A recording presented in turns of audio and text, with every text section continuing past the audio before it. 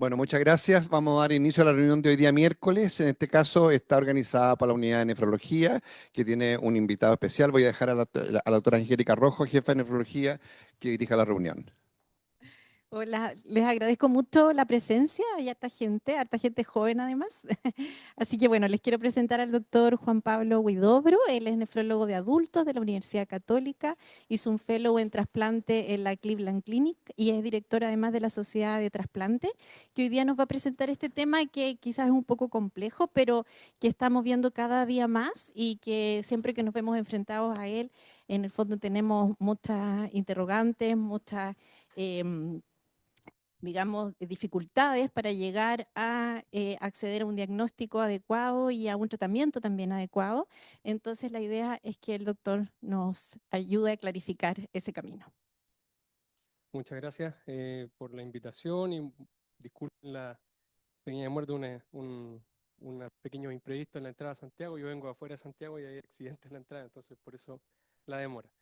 Bueno, vamos a tratar de ponernos al día y mantener su No se atención. escucha. Eh, Vamos a tratar de recuperar algo del tiempo y recuperar su atención que se puede haber disipado en el café para hablar de este tema que a mi juicio es subestimado en cuanto a su importancia, particularmente en el post-trasplante, que es la microangiopatía trombótica. Y para ello vamos a discutir varios tópicos, vamos a introducir el concepto de la microangiopatía trombótica. Es imposible hablar de microangiopatía trombótica sin hacer una pequeña reseña del sistema del complemento. Después vamos a ver por qué el riñón particularmente es un parénquima particularmente sensible a la ocurrencia de la microangiopatía trombótica y por qué el trasplante además es una condición que favorece la ocurrencia de microangiopatía trombótica. Después vamos a ir a elementos de cohortes que muestran las etiologías más frecuentes y cómo podemos enfrentar después el diagnóstico y hacer el estudio inicial de esta entidad y cómo manejarla. Entonces la microangiopatía trombótica corresponde a la oclusión de un territorio microvascular que deriva de la activación de la hemostasia y otros mecanismos por los cuales el territorio microvascular humano puede ocluirse, pero cuando hablamos de microangiopatía trombótica hablamos principalmente o hablamos específicamente de la activación de la hemostasia. Esto determina ante grados variables de daño endotelial que ocurra la agregación plaquetaria que puede ocluir parcial o totalmente este territorio microvascular. Y al ocluir parcialmente, sobre todo, puede generar que el flujo que va por este capilar, los glóbulos rojos particularmente, se rompan y se dé este fenómeno típico de la microangiopatía trombótica, que es la anemia hemolítica no inmunológica, en el fondo, ¿ya? Entonces tenemos que la microangiopatía trombótica habitualmente ocurre cuando hay factores predisponentes y hay algún trigger, alguna señalización, algún evento agudo que determina activación endotelial o microvascular.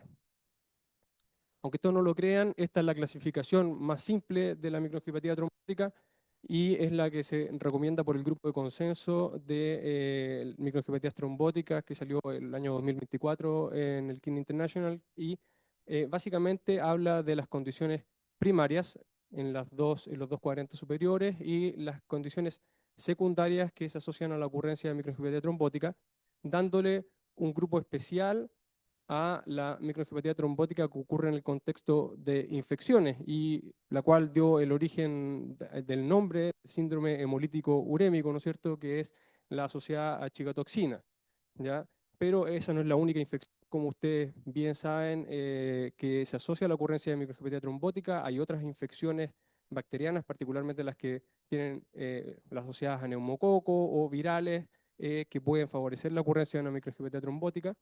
Y en cuanto a las condiciones primarias, acá vamos a ver en las primarias, si queremos, hereditarias, la otra entidad eminentemente pediátrica que es el CHU atípico, o sea, en estos casos de síndrome hemolítico urémico en los cuales no había un trigger de una infección bacteriana y por eso se denominó atípico, ¿no es cierto? Y que tenían muy frecuentemente falla renal a diferencia de estos.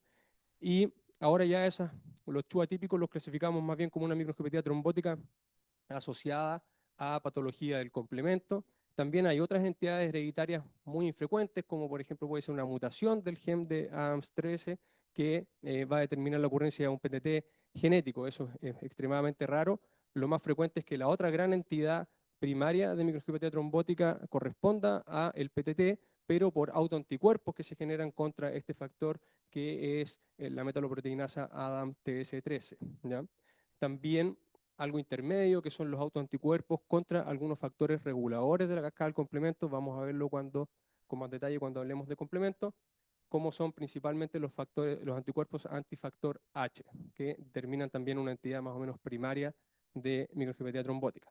Condiciones secundarias, y digo condiciones porque no todas son patologías. El embarazo es una condición asociada a la ocurrencia de microangiopatía trombótica. Son variadas, hay algunas en condiciones sistémicas, como enfermedades inmunológicas, particularmente las que se asocian a fenómenos protrombóticos, como son el síndrome de antifosfolipio, condiciones sistémicas como el cáncer y también las terapias asociadas al cáncer. Vamos a verlo particularmente en trasplante de precursores hematopoyéticos, cómo es más frecuente que ocurra eso en asociación a las quimioterapias de preparación para el trasplante y particularmente en el riñón asociado a hipertensión severa. Esto es un poco el huevo o la gallina, no sabemos si la hipertensión severa es por la microangiopatía trombótica o la hipertensión severa de otra causa, a veces determina daño endotelial y termina generando la microangiopatía trombótica, y también asociada a enfermedades glomerulares. Y finalmente, una entidad que es frecuente, que es lo que más me dedico yo, que es la microangiopatía trombótica post-trasplante, ya sea de precursores hematopoyéticos o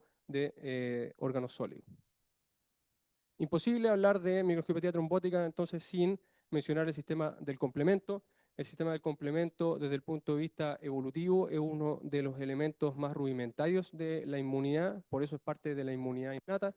Si nosotros vemos especies tan antiguas, 500 millones de años atrás, como las esponjas, ya tenían sistemas del complemento y algunas moléculas que son similares a nuestro sistema del complemento. Y si vamos ya avanzando en la evolución de las especies, cuando ya llegamos al Phylum Chordata, que ya desarrolla mecanismos más complejos, inmunidad adaptativa o receptores específicos de inmunidad, sí tienen el complemento más parecido al nuestro, y ya si evolucionamos más hacia especies más cercanas a nosotros, sobre todo ya dentro de los mamíferos, nuestro sistema del complemento prácticamente no difiere nada de ellos. ¿Y por qué esto? Cuando algo es altamente conservado en la evolución es porque se presume que es algo beneficioso para la especie, ¿no es cierto?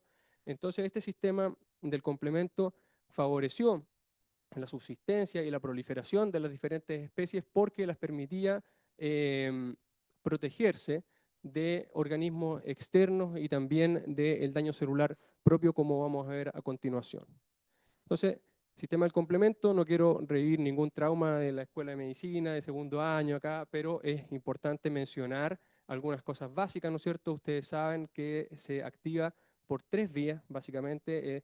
La vía clásica, que es la mediada por anticuerpos, IgM o IgG, que se pueden unir a C1q, esta molécula de la cascada del complemento de las 50 proteínas o más que conforman el sistema del complemento, y esta unión a C1q determina una señalización para que estas enzimas, estas enzimas que tienen acción de proteasa, vayan a escindir C4 y C2, generando este complejo C4b2a que va a tener actividad C3 convertasa, que es la vía común para generar más complejo C3b, llamar a través de esta anafilotoxina C3a a moléculas o a células del sistema y el loop de amplificación de C3 llamando a más C3 para generar finalmente el complejo C5 convertasa, ¿ya?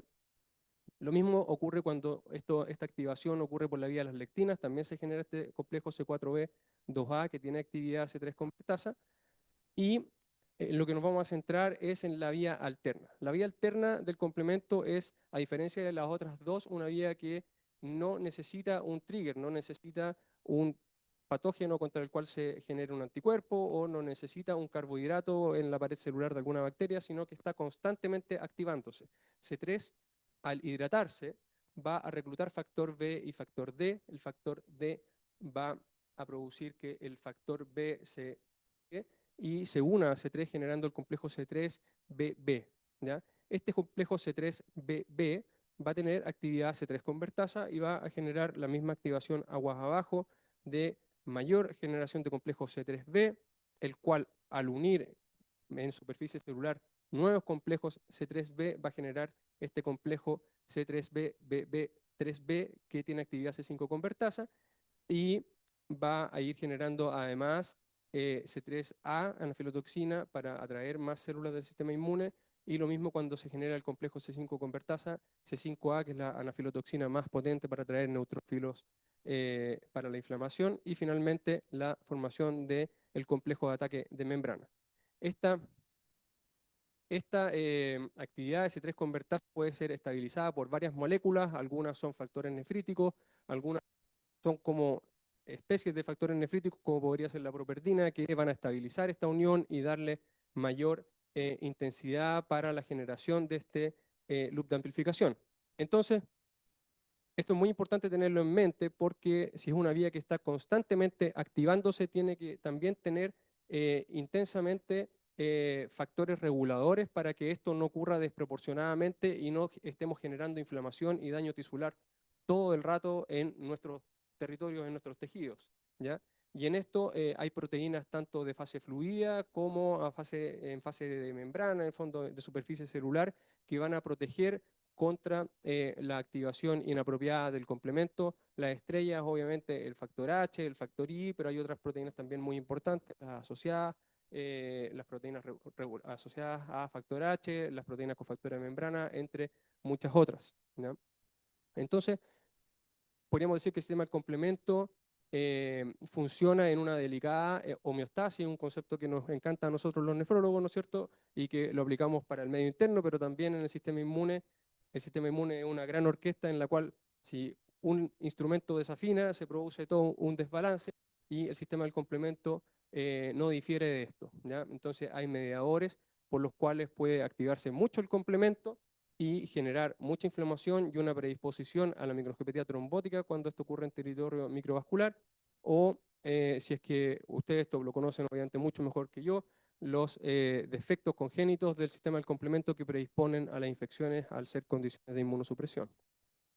Entonces, desde el punto de vista fisiopatológico, particularmente de las microangiopatías trombóticas mediadas por complemento, habitualmente tenemos alguna susceptibilidad genética, pueden ser variantes en genes reguladores del complemento o pueden ser elementos adquiridos como son autoanticuerpos o factores estabilizadores como son los factores nefríticos, que en general asociados a un trigger, aunque pueden ser suficientes estos en algunos casos, en general asociados a un trigger de daño endotelial, van a determinar que esta cascada del complemento se eche a andar y se genere el daño microvascular mediado por la activación del complejo ataque de membrana y la formación del tapón plaquetario en el territorio microvascular.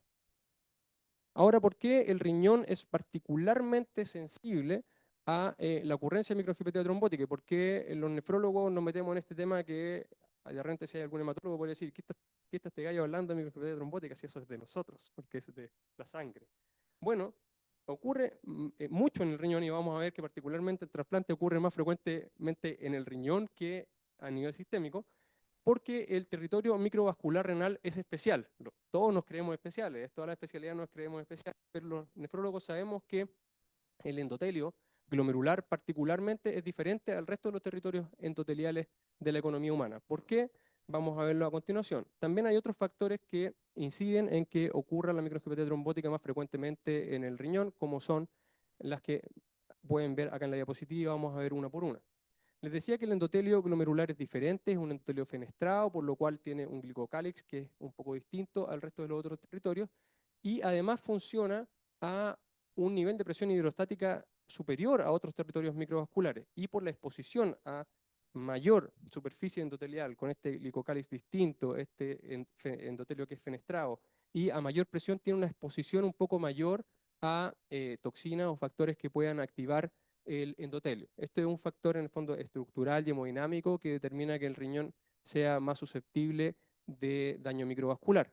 Pero eso no es lo único, eso es lo más conocido, lo más obvio, pero ya desde fines de la década pasada se descubrió, comparando territorio microvascular renal, células endoteliales glomerulares con otro territorio microvascular que son células de cordón umbilical, que ante la exposición a hemólisis o a la presencia de grupo EM, la célula endotelial glomerular estaba desprovista de algunos mecanismos protectores. ¿A qué me refiero? Que tenía, por un lado, menor expresión de oxidasa, que permite degradar la molécula, y además tenía menor expresión de algunas moléculas protectoras a nivel de la superficie endotelial, como son trombomodulina.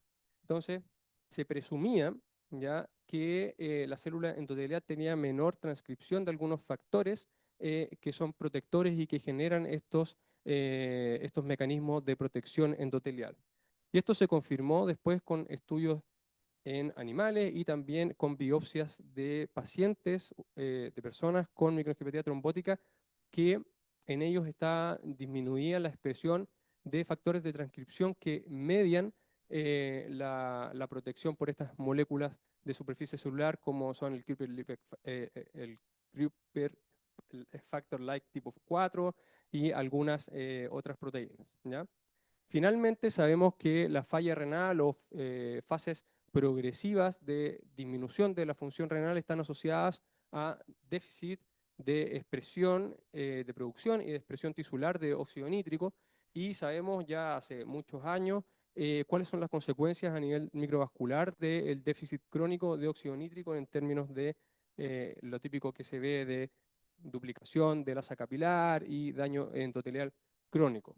Entonces, todas estas condiciones, más la ocurrencia de enfermedad renal crónica o fases progresivas de falla renal, van a determinar un territorio microvascular especialmente susceptible a la microangiopatía trombótica. ¿Y por qué el trasplante es una entidad que aún más predispone a la ocurrencia de microangiopatía trombótica? Bueno, hay varios factores.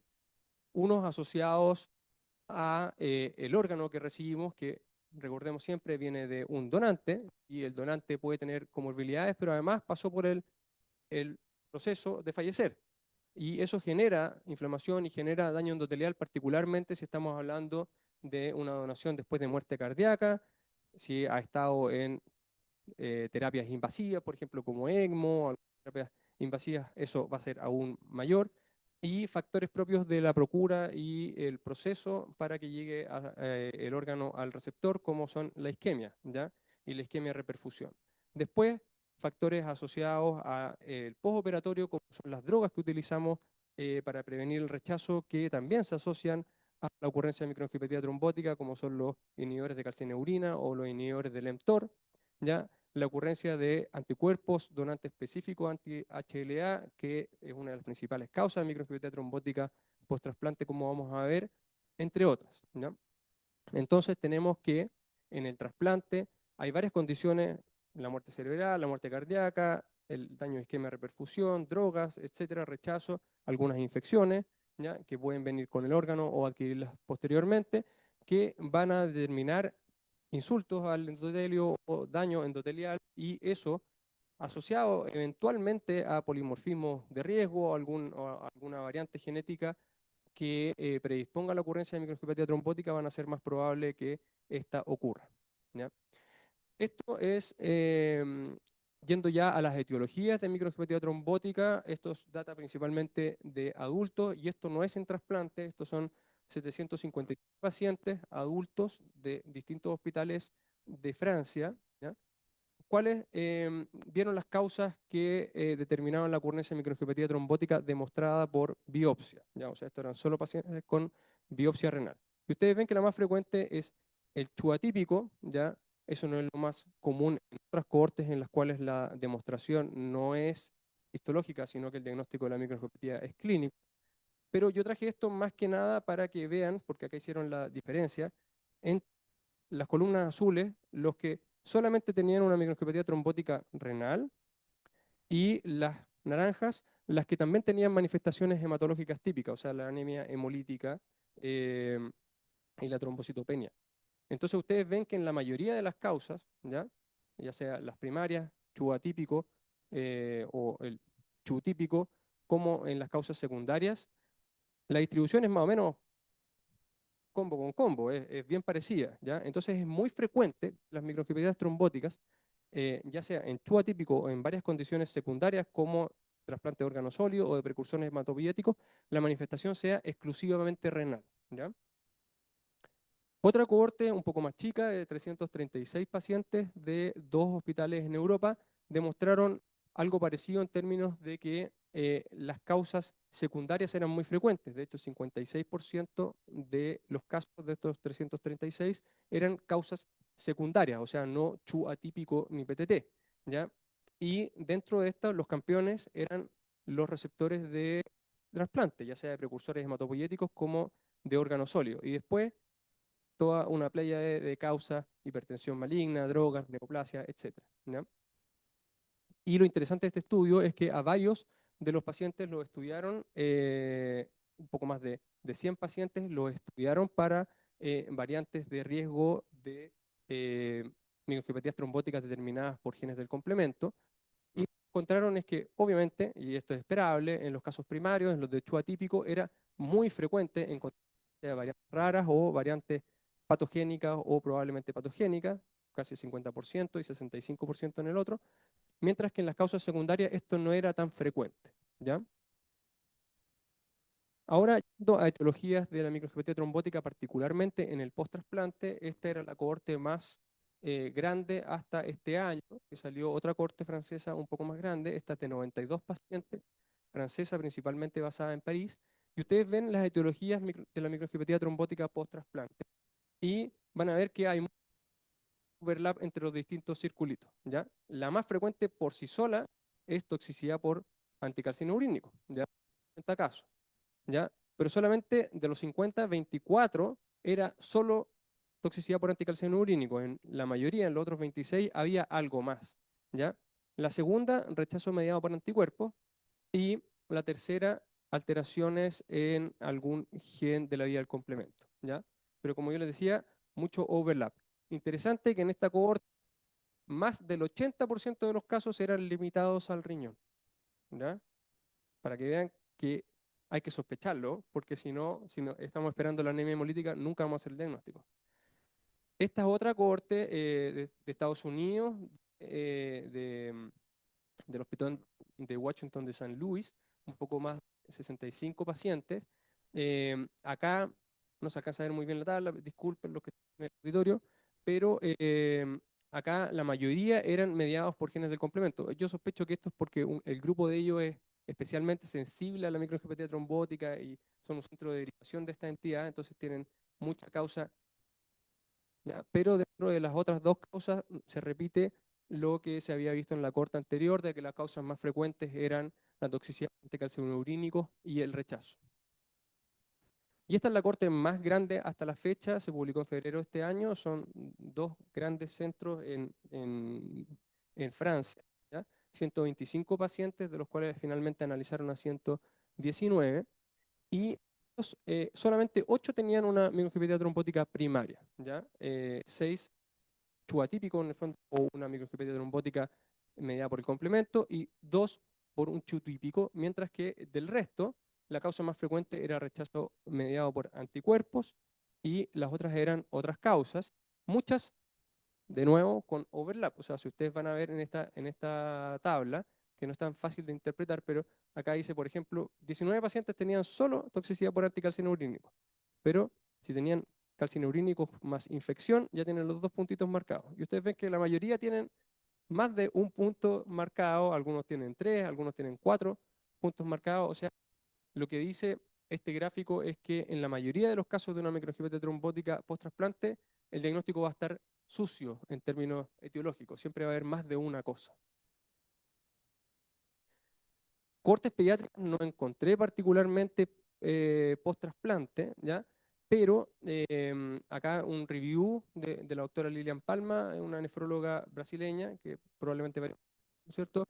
Ella dice que, bueno, de las causas adquiridas, la más frecuente de una microangiopatía trombótica en niños es, obviamente, derivada por cicotoxina, y en segundo lugar, de las causas congénitas, vendría las mediadas por complemento o CHU atípico, ¿ya?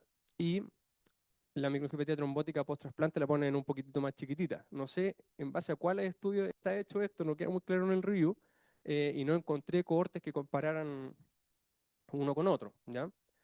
Sí, hay este estudio bastante bueno que describía la ocurrencia de microangiopatía trombótica post trasplante de precursores hematopoyéticos, ¿ya?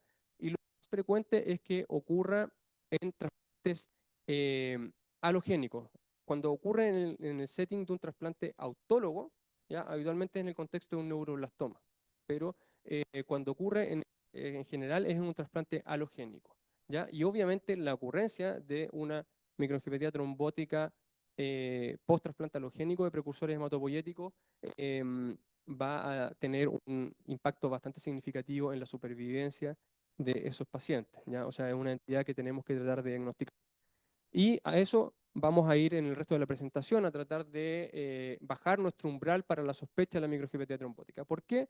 Como les mencionaba, porque la mayoría de las veces que la microangiopatía ocurre a nivel renal y particularmente post-trasplante, va a estar solo en el riñón, ¿ya? Esto no lo van a ver. Y esto es lo típico que nos enseñan en la universidad, ¿no es cierto? Microangiopatía trombótica es anemia hemolítica, trombocitopenia, háganle un buen frotis para que vean los esquistocitos, que es difícil de encontrar, ¿ya? Y además otros signos indirectos de la hemólisis, la aptoglobina depletada, la LDH, la bilirrubina, etc. Pero esto la mayoría de las veces no lo vamos a ver. Entonces, para sospechar una microangiopatía trombótica con compromiso renal, basta con tener hipertensión que antes no estaba, particularmente ustedes que en niños. ¿Qué pasó? Este niño de un momento para otro se puso súper hipertenso por trasplante.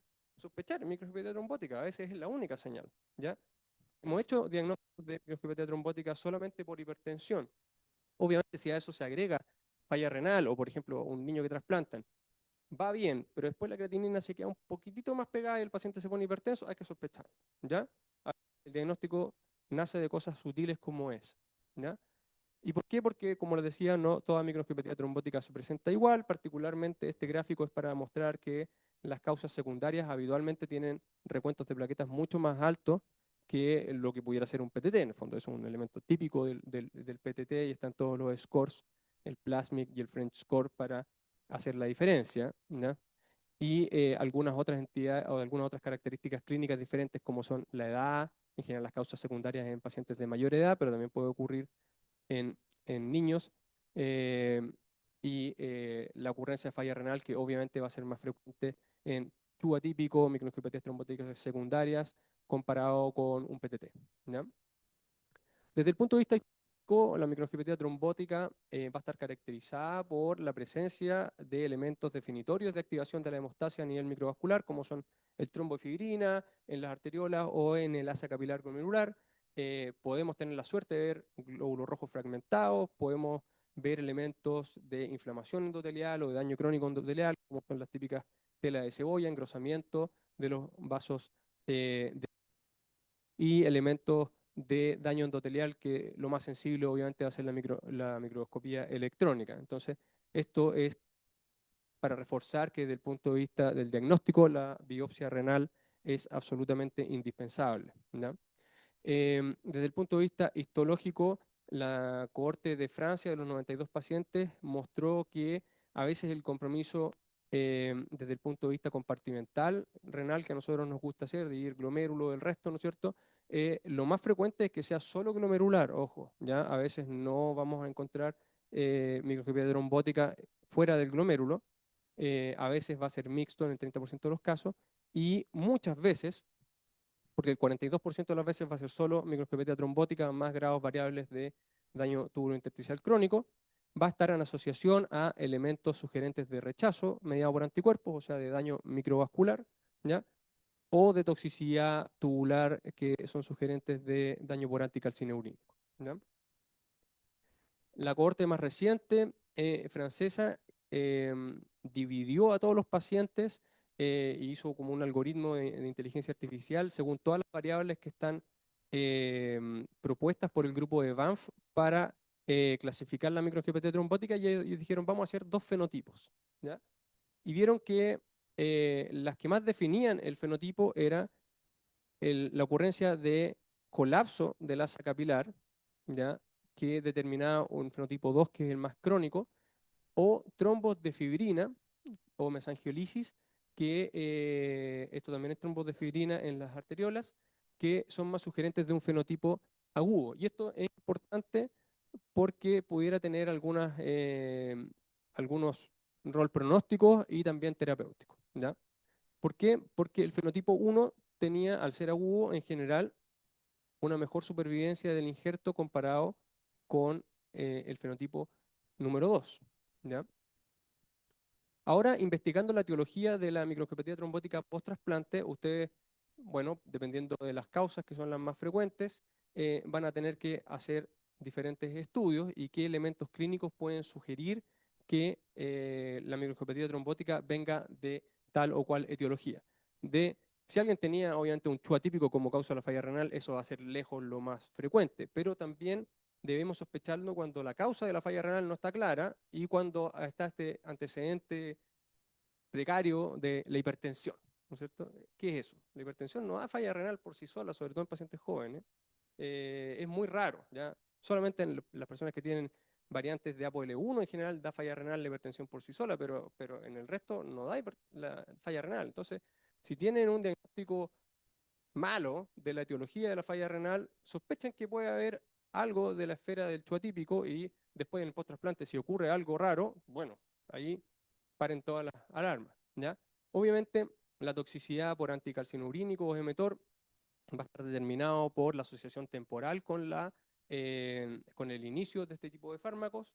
El rechazo mediado por anticuerpos es algo que hay que sospechar sí o sí, porque es la entidad más frecuente, entonces ahí vamos a tener que pedir anticuerpos, ahí vamos a tener que esperar que el ISP lo informe, pero mientras tenemos que hacer la biopsia renal para ver los elementos histológicos de daño mediado por anticuerpos, infecciones virales, citomégalo, parvo, hepatitis C, BK, VIH, ¿ya? Y entidades sistémicas como son las que yo les decía asociadas a antifosfolípidos, enfermedades autoinmunes, ¿ya? Si tiene diarrea, obviamente hay que hacerle también una chicotoxina, un panel en deposición, ¿ya?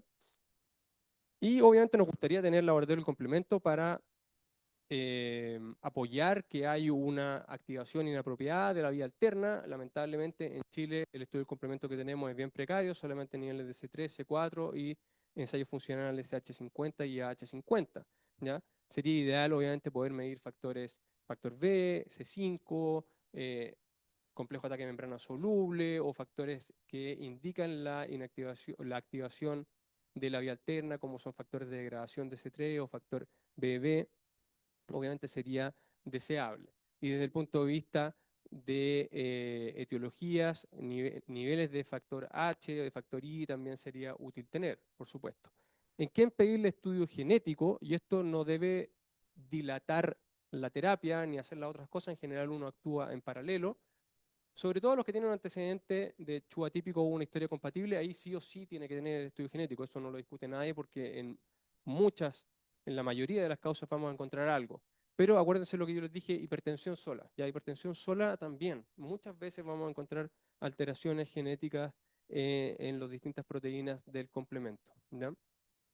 ¿Qué genes estudiar? Bueno, ustedes tienen acá a Paola, así que yo no les puedo hablar nada de esto, me da vergüenza, ¿ya? Pero en general todos los paneles de CHU atípico o de glomerulopatía C3 incluyen estos genes, ya que son los genes más importantes de la regulación del sistema del complemento y de la vía alterna del complemento. Idealmente esto debería ser acompañado con la medición de autoanticuerpos antifactor H, ¿ya? Entonces, reconocemos la microangiopatía trombótica, tratamos de sacar los anticalcinurínicos y el mTOR. ¿Qué hacemos? ¿Con qué me quedo, doctor? Es lo que tenemos para prevenir el rechazo. Bueno, ahí vamos a ver algunas estrategias, aunque no están muy disponibles acá, pero que han demostrado cierta utilidad. Buscar las infecciones y tratarlas si es que están, obviamente descartar rechazo y condiciones sistémicas. Si es que esto no es suficiente, o a veces antes incluso, uno debiera plantear el estudio del complemento y bloquear el complemento. Y esto está cada vez más preconizado por grupos de trabajo en microangiopatía trombótica. Este es un review de microangiopatías trombóticas secundarias y ustedes ven acá que las microangiopatías trombóticas de no post-trasplante, después de descartar las causas obvias, en el fondo que podemos retirar, como los anticalcinurínicos o el rechazo, considerar tratamiento precoz con inhibición del complemento, ¿ya? Otra alternativa es switch a belatacept, inhibidor de coestimulación que permite no utilizar anticalcinurínico. Esto es algo que donde yo hice mi fellow en Estados Unidos, hacíamos frecuentemente cuando nos encontramos con una microescopía trombótica, era ya, sácale el tacro y lo pasamos a Belatacep, si es que no tiene un rechazo. Y esto desde el punto de vista de evidencia ya ha demostrado en la corte que les mencioné, habían pocos pacientes, pero los pacientes que eran del fenotipo 1, o sea que tenían trombos de fibrina, que tenían mesangiolisis, pero que no tenían cambios crónicos, cuando los cambiaban a Belatacept les iba mejor que a los que no los cambiaban a Belatacept. O sea, parece que hacer esto en agudo sí es beneficioso desde el punto de vista de preservar el parénquima renal. Lo otro es usar terapias anticomplemento. Esto es un área, como ustedes saben, en boom en la nefrología. Ahora tenemos inhibidores del complemento en las distintas etapas de la activación del complemento, pero desde el punto de vista fisiopatológico, para bloquear el complejo ataque membrana y la activación final del complemento, lo que utilizamos en general es bloqueo de C5 con anticuerpos monoclonales anti-C5 que vayan a inhibir finalmente el complejo de ataque membrana, ¿cierto? Y de esto hay dos moléculas, ¿no es cierto? El eculizumab, que es la primera que salió, ustedes saben, un anticuerpo monoclonal anti-C5, que por sus características físico-químicas va a ser degradado en los endosomas de la célula endotelial y eso determina su tiempo de vida media. De ahí nace la modificación de 4 aminoácidos que se hace al ravulizumab y que permite su internalización también, pero unión con mayor afinidad por este receptor neonatal, FC, de la inmunoglobulina, que va a permitir su reciclaje en el endosoma y liberación nuevamente al plasma. Y esto es lo que determina que el ravulizumab dure mucho más que el eculizumab, y por eso la dosificación de eculizumab es cada 2 semanas y la de ravulizumab es cada 8 semanas, ¿ya? Entonces esa es la gran diferencia, además de que también se ha demostrado que ravulizumab es un poco más potente en inhibir C5, ¿no? ¿Por qué es importante tratar precozmente? Esto es una de las pocas, de los pocos estudios que reportan manejo de microangiopatía trombótica post-trasplante. Son pocos pacientes, 45 en Italia, ¿ya? La gracia es que a estos pacientes les dieron eculizumab menos de una semana después del diagnóstico, ¿ya? Microangiopatía trombótica post-trasplante, eculizumab. ¿Y qué pasó? Bueno, si ustedes ven los outcomes a casi 14 meses, solo el 9% de los pacientes, o sea, 4, estaban en falla renal. Eso, para cualquiera que haya visto microangiopatía trombótica, sabe que es un resultado excelente, ¿ya? Respuesta parcial 40%, respuesta completa 29%, ¿ya? Obviamente, esto ya no es trasplante, pero son pacientes con microangiopatías trombóticas por genes del complemento. Obviamente ahí la diferencia entre bloquear el complemento y no hacerlo es brutal, ¿ya? En términos de supervivencia renal. El grupo francés que hizo esta cohorte de 125 pacientes con microangiopatía post-trasplante desarrolló este score pronóstico que obviamente está por probarse en nuevas cohortes, pero es interesante que mientras más severidad, o sea, más hipertensión, más anemia, más falla renal, más proteinuria y más daño crónico, obviamente es peor el pronóstico, pero pillar hallazgos agudos parece que es bueno, ¿ya? ¿Por qué? Porque podemos hacer algo, ¿ya? O sea, efirina en los capilares glomerulares es algo de buen pronóstico. Y así se vio en la serie de ellos que dividieron a los pacientes en 3 grupos. Y el grupo de consenso de la que digo de microangiopatías trombóticas también dice que hay predictores de respuesta al bloqueo de S5, como son también elementos de menor daño y obviamente el tiempo desde la presentación inicial, el diagnóstico a recibir el bloqueo de S5 va a determinar en gran medida la respuesta que vayan a tener los pacientes. Entonces, como conclusiones, la microangiopatía trombótica es la oclusión, la manifestación clínica e histológica de la oclusión microvascular ocasionada por la activación de la hemostasia. La fisiopatología es variable y particularmente en el post-trasplante, lo más frecuente, multifactorial. El trasplante y el riñón particularmente tienen susceptibilidades especiales para la ocurrencia de la microangiopatía trombótica, por lo cual hay que tener un alto índice de sospecha, ¿ya? Y estudiar las causas para poder hacer el diagnóstico, y en esto es demasiado importante la biopsia renal. La histología renal en esto va a ser clave porque si no, no vamos a hacer los diagnósticos, ¿no? Y es importante hacer el diagnóstico porque si no, no vamos a tratarlos y no vamos a resolver el problema de nuestros pacientes. Eso es lo que les quería contar.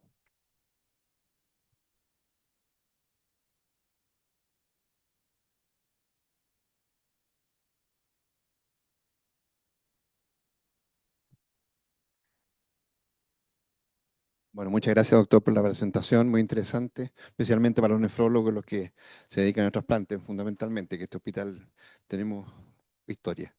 Así que muchas gracias por su presentación. Preguntas, comentarios. Doctor, yo quería hacerle una pregunta antes. Pero antes. ¿Por qué en las biopsias renales uno no encuentra información de esto habitualmente?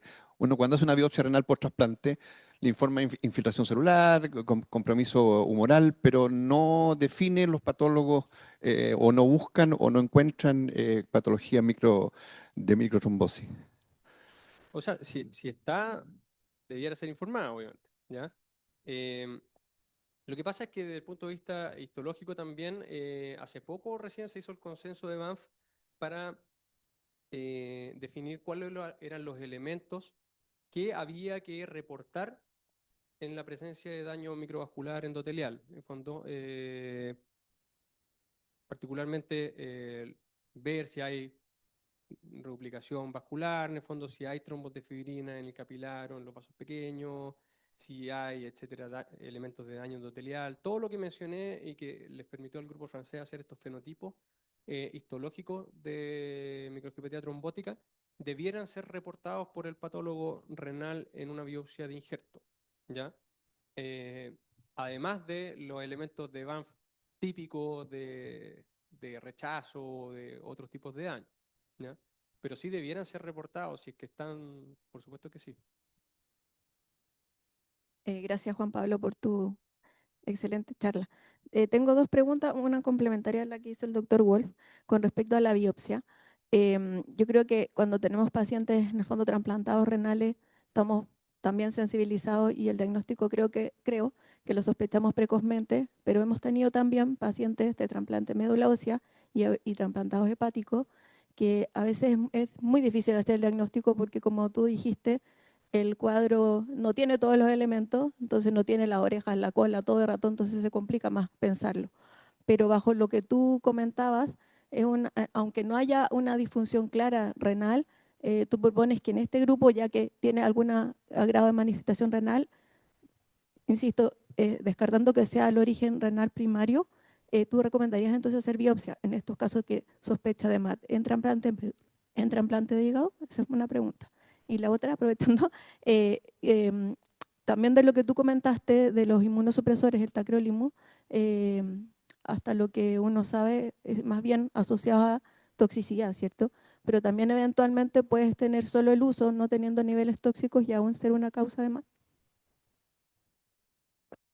Sí, a ver, con respecto a la primera pregunta, es difícil en la práctica porque no es lo mismo ir a biopsiar un riñón nativo que ir a biopsiar un injerto.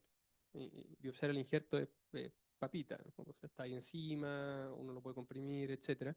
Da menos miedo que en alguien trasplantado hepático, que tal vez la coagulación todavía no está perfecta, etcétera. ¿Ya? Em, Ahí yo diría que algo que pudiera ayudar a hacer el diagnóstico es buscar también otros compromisos microvasculares. ¿Ya?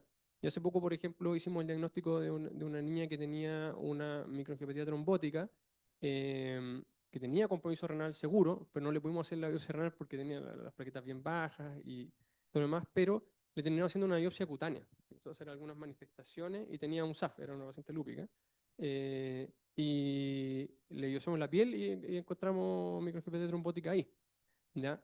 Entonces hay que estar bien atento a los distintos parénquimas que pueden estar afectados por la microangiopatía trombótica e ir a buscarlo, ¿ya? Desde el punto de vista de la ocurrencia en el fondo en el riñón, en un trasplante de precursores o de un trasplante hepático o de pulmón, etcétera, eh, si es que hay manifestaciones renales suficientes, uno debiera intentar ir a hacer la biopsia renal. Lamentablemente es lo que hay que intentar hacer, ¿ya? Porque efectivamente hay varios casos en que no va a haber manifestaciones sistémicas, ¿ya?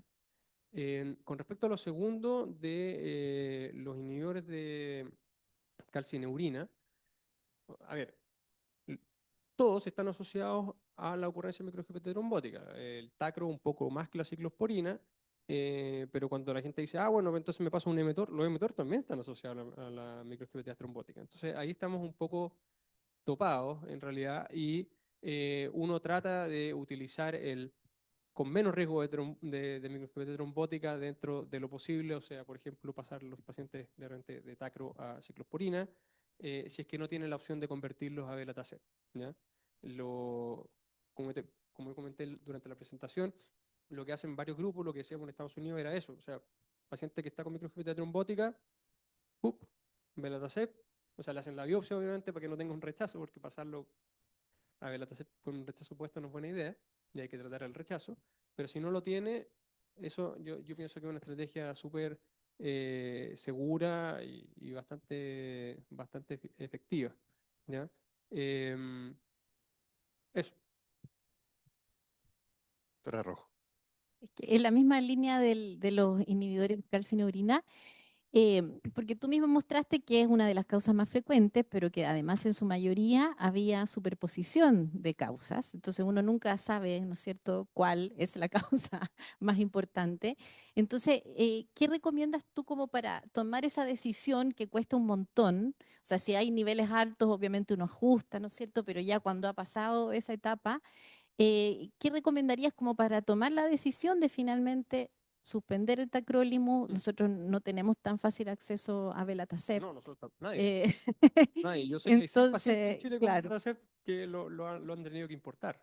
Porque entonces según yo, ni siquiera tiene registro en el ISP. claro, Sí. es difícil hacer, o sea, tomar esa decisión y por otro lado, ¿cuánto tú, o sea, ya, uno toma la decisión de cambiar a ciclosporina, ¿cuánto tiempo más esperar en el fondo para que el paciente tenga una respuesta? Porque también ahí uno sabe que ocupar inhibidores de C5 hay que hacerlo en forma precoz, pero entre que uno toma la decisión de sacar el tacrolimus, de que los niveles bajan, etcétera, también eso lleva un tiempo. Sí, es que, a ver, el bloqueo C5, estas cosas no necesariamente tienen que ser secuenciales, ¿ya? Muchas veces uno hace todo a la vez, ¿ya? Y de hecho, usar bloqueo C5 puede darte una ventana de cierta seguridad para tratar de hacer lo que hay que hacer desde el punto de vista etiológico. Desde el punto de vista de los anticalcineurínicos, pudiera apoyar a ser más proactivo a cambiar el anticalcineurínico si es que yo encuentro además en la biopsia algún signo de toxicidad fuera de la microangiopatía trombótica, ¿ya? O sea, ser bien acucioso con el análisis de la histología, con los nefropatólogos y decirle, oye, pero ¿hay algún otro elemento de toxicidad tubular por anticalcineurínico, algo achacable al tacro o no? Porque si lo tengo es como, ah, chuta, es esto, ¿ya? Entonces ahí, por ejemplo, si es que tengo elementos categóricos de toxicidad por anticalcinurínico, eventualmente me puedo cambiar a otra cosa, o a ciclosporina o incluso un emetor, ¿ya? Em, pero muchas veces uno lo hace con más seguridad también, dejando una dosis de bloqueo C5. Eso también es importante, que muchas veces estos pacientes, como no están determinados por algo genético que es perenne, sino que son condiciones agudas, daño endotelial, por ejemplo, porque el donante tuvo una isquemia fría de 24 horas y no sé qué más le pasó, y tuvo varios paros y varias reanimaciones y todo lo demás. Entonces uno dice, chuta, o sea, si ese endotelio no está activado, ¿qué endotelio está activado? Entonces uno lo bloquea por un mes y después te sale. Esa es la... Por eso hay que ver toda la película en el fondo. Doctora, hay una pregunta ahí, hay una opinión ahí en el chat. Dice, muy interesante, la doctora Valdés, muy interesante, se agradece la presentación, especialmente ahora que se realizan cada vez más trasplantes. ¿Qué pronóstico tiene esta MAT? Me imagino que es importante el diagnóstico precoz. Sí, bueno, como mostré en las cohortes, el pronóstico histórico en general es bastante malo. Los trasplantes se perdían cuando tienen microangiopatía trombótica más de la mitad, ¿ya? 60% por lo menos tienen disfunción del injerto y no pocos tienen ya lo que se cataloga como disfunción primaria, en el fondo, o sea, que nunca funcionó. Y en general eso incluso lo sacaron del análisis de las cortes, ¿ya? Esto ha cambiado un poco ahora con el advenimiento de las terapias de bloqueo S5 y el reconocimiento más precoz de la entidad que permite hacer algunas intervenciones, ¿ya? Entonces, lo que les mostraba, por ejemplo, en la corte italiana es bastante mejor el pronóstico en ellos que usaron el bloqueo S5 precoz. En la corte francesa, que les mostré la de 125 pacientes, no utilizaron bloqueo S5, y sería interesante ver en el fondo en ese grupo agudo cómo irían con bloqueo S5. Ese es algo de lo que se discutió en el análisis de ese paper en la revista, de que sería interesante que nuevos estudios lo reportaran. Pero en ese grupo la conversión a Elatacept sí mostró algunos frutos. ¿Alguna pregunta? Doctor, yo quería hacerle una pregunta más. Usted no menciona en ningún momento compromiso neurológico como sospechoso de esta patología, porque usted habla de hipertensión y falla renal, ¿no es cierto? Como una sospecha que haga sospechar esta patología subterránea, llamamos, y no neurológico. En el PTT de adulto, que nosotros como niños lo vemos muy poco, como pediatra, es clásica la sintomatología neurológica. ¿Por qué en estos pacientes no? No es que no pueda ocurrir, y tiene toda la razón. Es otro de los parénquimas que se puede ver afectado por esto. En mi formación de nefrólogo, que me cuesta hablar del cerebro porque no lo entendemos, pero la verdad es que lo usamos, pero no lo entendemos. Si no lo entienden los neurólogos, no vamos a entender nosotros. Efectivamente uno de los territorios que se puede afectar con alguna frecuencia por microangiopatía trombótica, y manifestaciones a veces tan menores como cambios de conducta, qué sé yo, pueden estar representando algo. O sea que hay que sospecharlo también, y el diagnóstico por imágenes ahí es clave. Bueno, mira, por razón de la hora y estamos pasados ya, así que doctor Huidobro, 1.000.000 de gracias, ha sido muy interesante su presentación y nos colabora mucho en nuestro trabajo como trasplantólogos algunos. Muchas gracias. Doctor Wolf, Nimia Vallejo, ¿puedo dar un mensaje antes de que se termine la reunión? ¿Perdón? Cortito. Sí. Sí, es que recordarles que hoy empezó la votación, ahora desde las 9:30, la votación de la Asociación de Funcionarios, y que hay que elegir la directiva y va a estar hasta el día viernes. Le debería haber llegado el link a todos los funcionarios a su correo, para que Ya, voten, Nimia, por muchas favor. gracias.